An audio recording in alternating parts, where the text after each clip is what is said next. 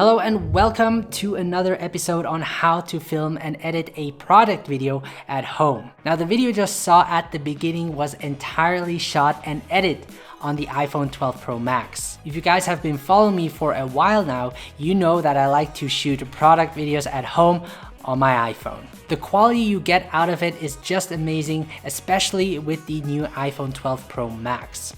Now in this video, I will show you how I use the iPhone 12 Pro Max to film this short perfume commercial and show you the editing process behind it using LumaFusion. For the product video, I've set up a gray backdrop. To remove the wrinkles, I had to steam iron the backdrop and tighten it using clamps and gaffer tape. Having a backdrop made out of cotton definitely takes more time, and I would suggest you get a backdrop made out of paper. It's a bit pricier, but you'll save time and get better results. By the way, all the products mentioned will be in the video description below. I then used the sideboard and placed it a bit further away from the background. This way I can create more depth and have the object in focus and the background out of focus. It also keeps the background darker and makes wrinkles look less obvious. Now for the product, I placed a black acrylic backdrop to the bottom. It creates a reflection that gives the product more depth. Important is to clean the surface using glass cleaner to remove fingerprints and get rid of dust particles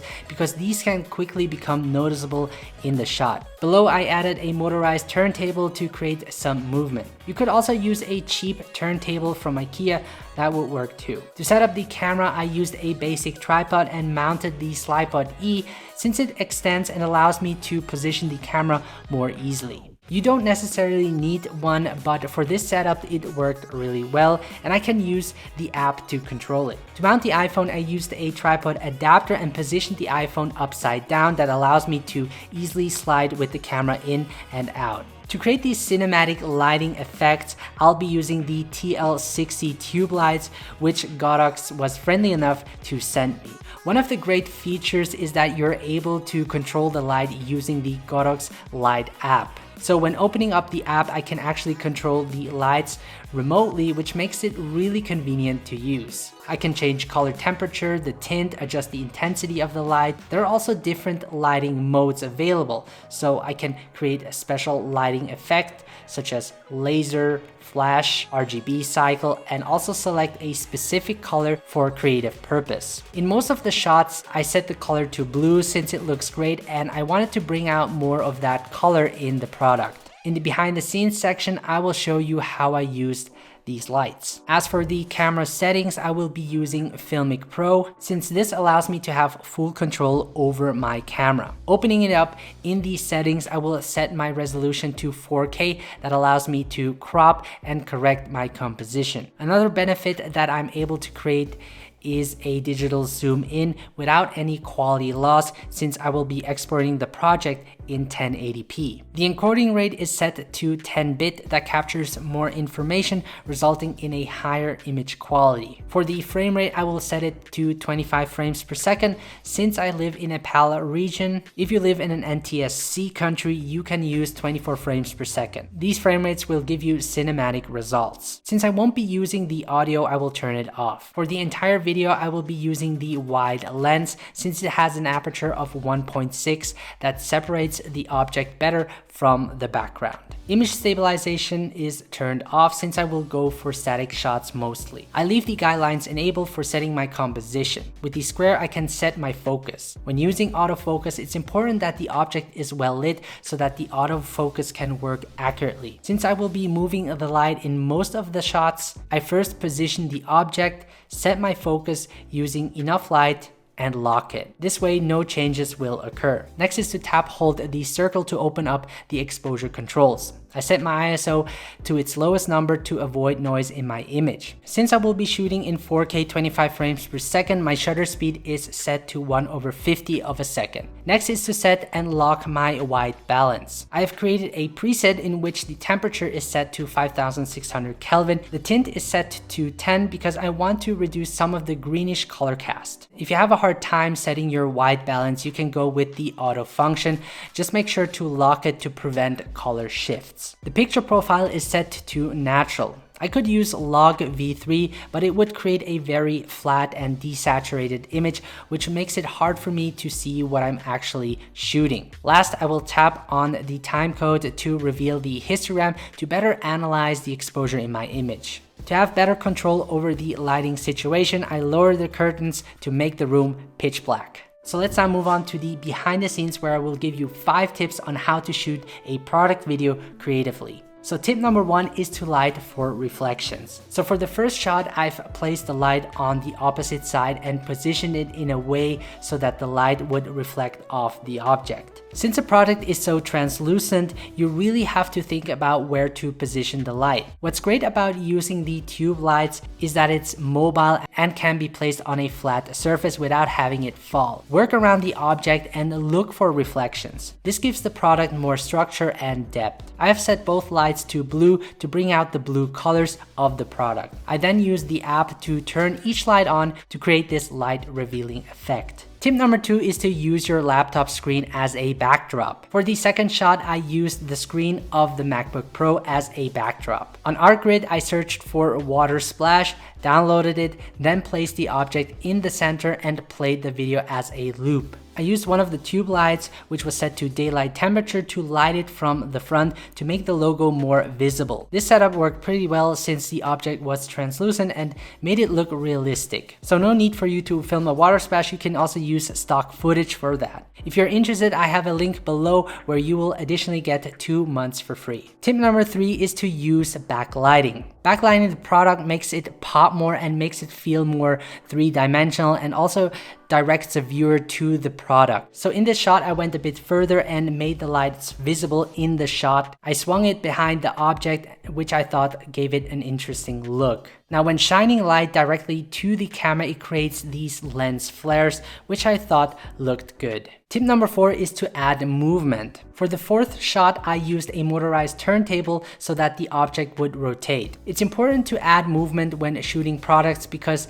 it makes it look more interesting. What I also like to do is create a digital zoom in post, since I shot it in 4K, which we'll get into later. Again, I did some backlighting and you will notice some dust particles flowing in the air, which wasn't my intention, but I took it in the shot because it created more depth and sort of gave it a magical feel to it. Now, you can create movement in different ways. It doesn't have to be using just a turntable. You can also add movement using lights. Which leads me to my last tip, which is using light for movement. For the last shot, I wanted to create a revealing shot of the whole product. For this, I used one tube light, positioned it above the object, and slowly twisted it with my hands to create a revealing lighting effect. I wanted to make sure to highlight all of the areas of the product as an ending shot. Okay folks, I'm now going to show you how I edit the video in LumaFusion. And if you're not familiar with LumaFusion, it's an advanced editing app that is unfortunately only available for iOS users. For a one-time payment of $30, you get access to all of its features. I personally like to use LumaFusion when I edit on the go, just because the interface is so intuitive and there are also a lot of advanced functions in it. Now, if you're an Android user, you might want to take a look at InShot, which is also a great editing mobile app that you can download for free. And it also offers a lot of great editing tools, but is limited. With LumaFusion, I just have more advanced features. The video files are in the video description below that you can download if you want to follow along. If you're wondering about this setup, I have the iPhone 12 Pro Max attached on a mini tripod using the Light Chaser Pro.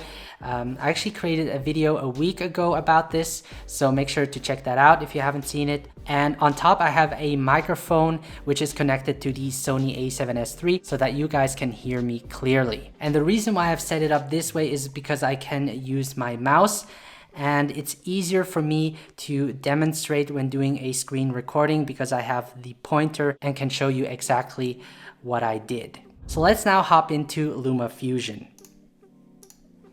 So I already edited the video and I'm gonna play it back for you so that you can see how I've done it.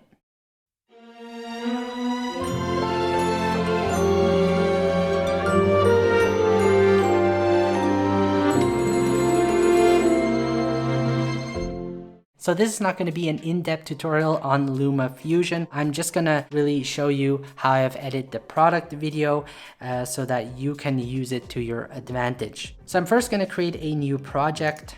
I'm going to press on this icon and then press the plus sign over here. And I'm going to name my project tutorial. Okay. And then my frame rate will be 25 frames per second. The aspect ratio is 16:9 and the color space is 10-bit Rec 709. Once I've did that, I'm gonna hit the plus button and we're gonna start off with a clean project. Now there are different ways to import your footage into LumaFusion. The way how I did it is I saved the videos onto my camera roll and created an album named product video so that everything is organized. So you just head over up here, select photos. Once you're in here, you can go to albums, and then in here I have product video with those 5 footages. And the next thing I do is I select the clip and I trim it to just take out the best parts.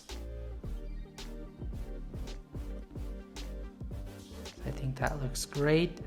Once I have that, I can drag the footage onto the timeline.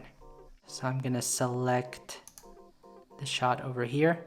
And again, I'm gonna select the best portion. I think this looks awesome.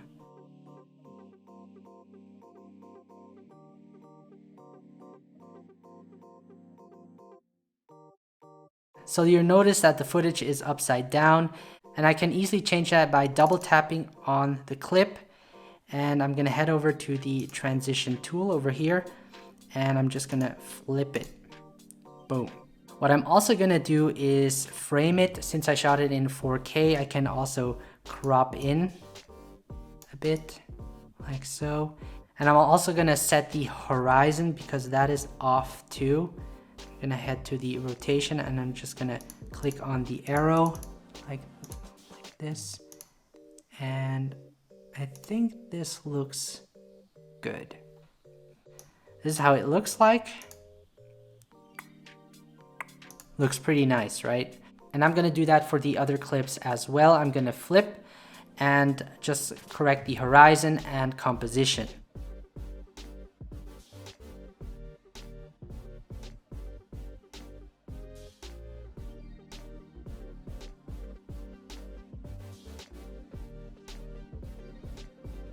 So now we're gonna add some music, and I actually downloaded the music from Artlist and then shared it so that I can find it in the shared folder in LumaFusion. So this will be the song we're gonna use. All right, I'm gonna drag it below primary clip. So once you have your song, you want to edit the video to the beat.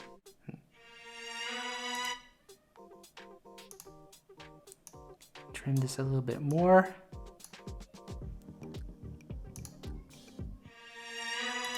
Actually, as the lights come in, I actually wanted to fit it with the music. So what I'm gonna do is I'm actually gonna increase the speed a little bit.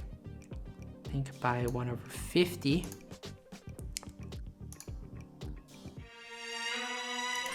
Works great. And here's another beat to cut to. A little bit more.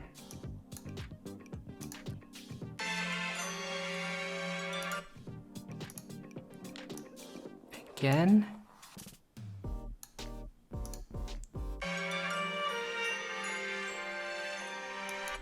And then over here, I'm gonna cut it to reveal the ending.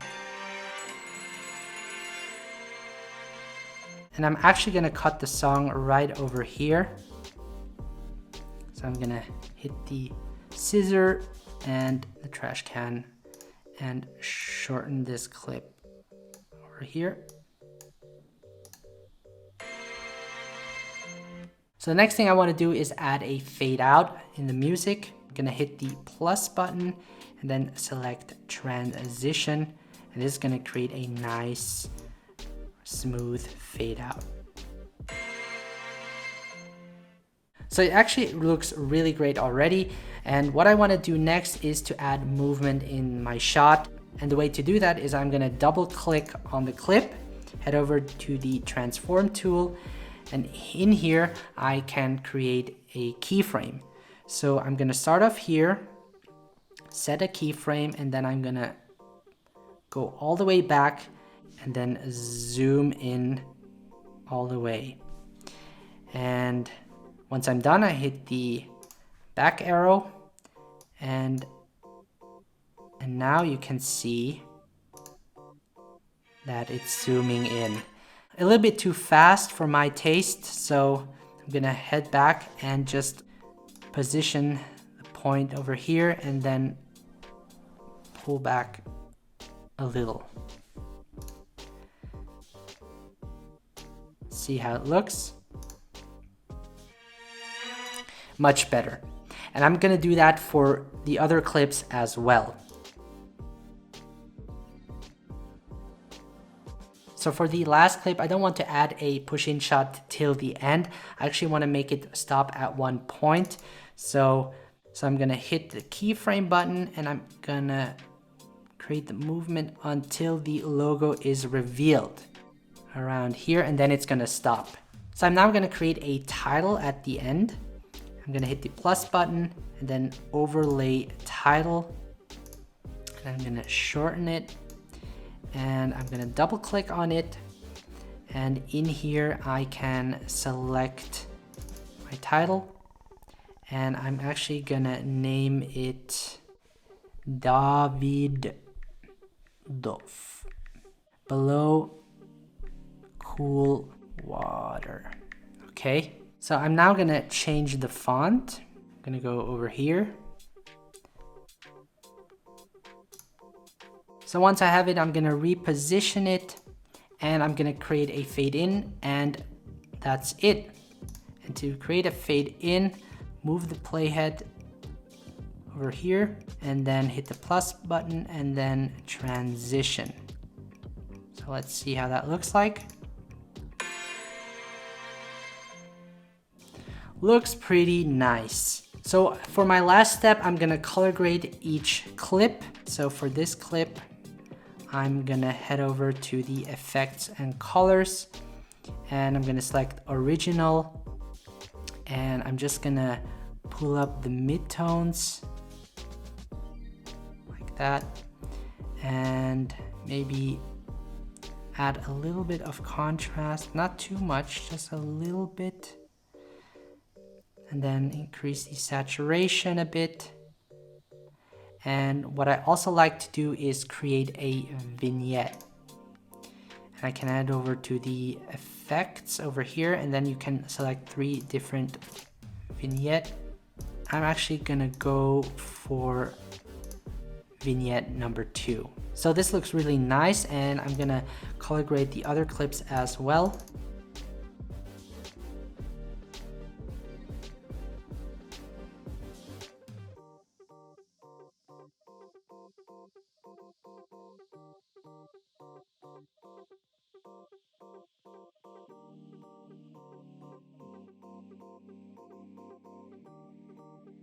So to export the video, head over to this icon over here, go to movies, and then select photos, so it will be saved to our camera roll. For the resolution, we're gonna export it in 1080p. The frame rate is set to 25 frames per second, and the video quality is set to standard 20 megabits per second, which is great for uploading videos onto the web. Below you can see the estimate file size that you will be exporting. Everything else I leave how it is, and I'm gonna click on the upper right icon to export the video. So yeah, that is basically it. We now have a nice product video shot and edited on the iPhone 12 Pro Max.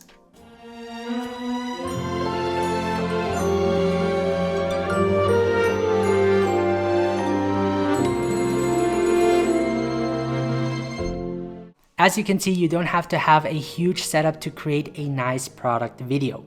Start off with what you have and use the things laying around to create your product video. These product videos can be easily done at home, and the more you practice, the better you will get at it. Important for you to keep in mind is that a product doesn't move, it doesn't do anything in fact, and that is where you have to figure out how to make the product come to life and making it engaging for the viewers to watch. Hopefully you got something out of this video. If you did, leave a like and let me know in the comments what type of product videos you like to shoot with your smartphone. If you're new to this channel, make sure to subscribe so that I can keep creating awesome videos for you guys. Make sure to follow me on Instagram at BennetGrazer, and if you haven't downloaded my free smartphone filmmaking guide, make sure to grab one for yourself, which will help you find the right gear and help you get started filming quality videos with your smartphone. If you want to know more about mobile filmmaking, here are 2 popular videos that you can check out that you will certainly love. Thank you so much for watching. Stay mobile, and I will see you in the next video.